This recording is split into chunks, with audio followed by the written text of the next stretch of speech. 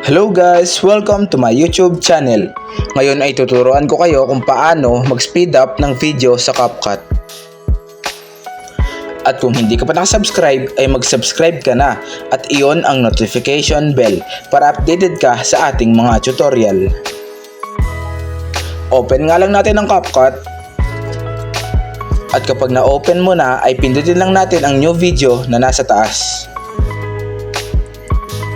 Kapag napindot mo na ay pipili lang tayo dito ng video. At kapag nakapili ka na ay pipindutin mo lang ang add sa ibaba. At yun na guys, nakapili na tayo ng video. Kung makikita nyo ay hindi pa naka slow motion ang video dito.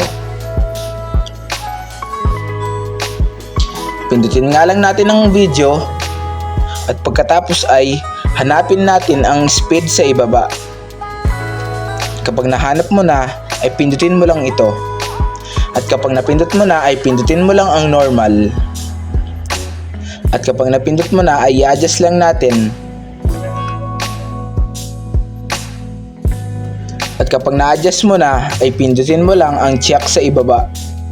At ayun lang guys, ganun lang naman kadali mag-speed up ng video sa CapCut. Thanks for watching. Subscribe me for more videos like this.